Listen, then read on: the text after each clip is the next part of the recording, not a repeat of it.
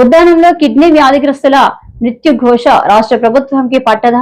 ఇదేనా మీరు చేసిన అభివృద్ధి అని ప్రభుత్వాన్ని నిలదీసిన సిపిఎం జిల్లా కార్యదర్శి గోవిందరావు ఉద్దానం కిడ్నీ వ్యాధులకు కారణాలు పరిశీలించడానికి అంతర్జాతీయ నిపుణులతో కూడిన బృందానికి వెంటనే ఏర్పాటు చేయాలని డిమాండ్ చేశారు.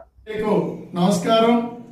ఈ రోజు ఉద్దాన ప్రాంతంలో కిడ్నీ వ్యాధిగ్రస్తుల మృత్యు ఘోష ఈ ప్రభుత్వానికి పట్టడం లేదని చెప్పి ఇవాళ మేము ఈ ప్రభుత్వాన్ని ప్రశ్నిస్తున్నాం. అంతేకాదు ఈ రోజు గతంలోన కిడ్నీ వ్యాధులు ఉన్నాయని చెప్పి ఇక్కడ రీసెర్చ్ అండ్ ఆసుపత్రి అదే డయాలసిస్ కేంద్రాన్ని నిర్మించినారు. అందులో 60 డాక్టర్ పోస్టులు ఉండగా ఈ రోజు కూడా డాక్టర్ పోస్టులు పూర్తిగా భర్తీ చేయలేదు. 60 డాక్టర్ పోస్టులకి 40 డాక్టర్ పోస్టులు ఖాళీగా ఉన్నాయి. అదిగో మిగిలిన సిబ్బంది అంతా కూడా కాంట్రాక్ట్ పద్ధతిలో ఉన్నారు. అందులో ఉన్న డయాలసిస్ కేంద్రాన్ని నెఫ్రోప్లస్ కి ఇవాళ ప్రైవేటీకరణ చేయడంతో ఇవాళ సరైన వైద్యం అందలేదు, సరైన మందులు అందకుండా అనేక మంది కిడ్నీ వ్యాధిగ్రస్తులు ఈరోజు చనిపోతారు. దీని పర్పస్ ఏంటి? రీసెర్చ్ కేంద్రాన్ని పెట్టి ఈ రోజు ఈ ప్రాంతంలో వ్యాధులు ఎందుకు వస్తాయి, దాని నివారణ ఎట్లా చేయాలని చెప్పి రీసెర్చ్ కేంద్రాన్ని ప్రారంభిస్తే రీసెర్చ్ కేంద్రానికి సంబంధించి ఏ ఒక్కరిని కూడా నియమించలేదు. ఇది తీవ్రమైన నిర్లక్ష్యం ప్రభుత్వం.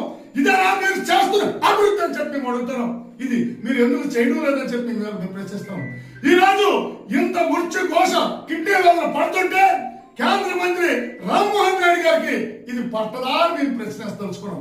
ఎందుకంటే ఇవాళ కేంద్ర మంత్రిగా ఉన్నారు, మీరు కేంద్రం నుంచి నిధులు తీసుకొని వచ్చి ఈ రోజు ఇక్కడ దానికి సంబంధించి రీసెర్చ్ ని ఎందుకు మీరు ప్రారంభించడం లేదు? ఇది అభివృద్ధి కాదా అని మేము ప్రశ్నిస్తున్నాం. అంతేకాదు గతంలో డయాలసిస్ కి వచ్చే పేషెంట్లందరినీ 108 లో తీసుకొని వచ్చేవారు. ఈ రోజు 108 ఆపారు. ఇవాళ అక్కడ నుంచి పేషెంట్లు ఈ డయాలసిస్ కేంద్రానికి రాలేక తీవ్ర ఇబ్బందులు పడతారు. ఎందుకు మీరు 108 ఎట్టారు? ఇప్పుడు దీన్ని పునరుద్ధరించాలని చెప్పి మేము సిపిఎం పార్టీగా మేము డిమాండ్ చేస్తాం. అంతేకాదు గతంలో డయాలసిస్ వస్తే ఫ్రీగా జరిగింది. ఈ రోజు డయాలసిస్ కేంద్రానికి వస్తే 1600 రూపాయలు కిట్ పట్టుకొని ఇవాళ ఇక్కడ రావాల్సి పడిగాపులు కాయవలసి వస్తుంది. దానికి సంబంధించి పూర్తి స్థాయి పెట్టలేవు.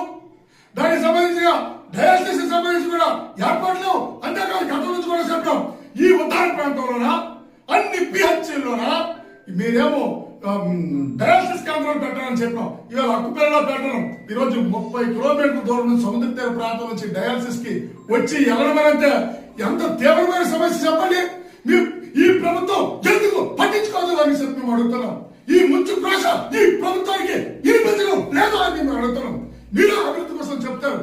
అంతేకాదు సుజలదారుతో మీరేమో ఉత్తర ప్రాంతంలో కిడ్నీ బాధిత గ్రామాల్లో మంచినీరు ఇవ్వాలని చెప్పి ఈ పథకం ఉంటే ఇప్పుడు కూడా అన్ని గ్రామాలకి ఆ మంచినీరు అందరూ లేదు. గుక్కుడు మంచినీరు ఎవరన్నారు? మీరేమో పరమాన్నం పెడతామని చెప్పి ప్రకాశాలు పలుకుతారు. మీరేమో అభివృద్ధి కోసము అనేక మాటలు చెప్తా ఉన్నారు.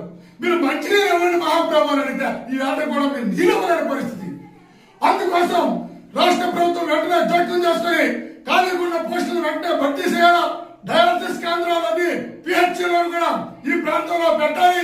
మంచినీరు అన్ని గ్రామాలకి సరఫరా చేయాలి. అదేవిధంగా పెన్షన్ కూడా అందరికి అందే పరిస్థితి లేదు. 3 తీర్మానం వచ్చేటప్పుడు ఇచ్చేవారు, ఇప్పుడు 6 పాయింట్లు వచ్చే వరకు కూడా ఆ పెన్షన్ ఇచ్చే పరిస్థితి లేదు. అందుకోసం అందరికి కూడా పెన్షన్ ఇవ్వాలా. ఇవ్వకపోతే భవిష్యత్తులో పోరాటాలు ఉధృతం చేస్తామని చెప్పి దాడి చేస్తున్నాం.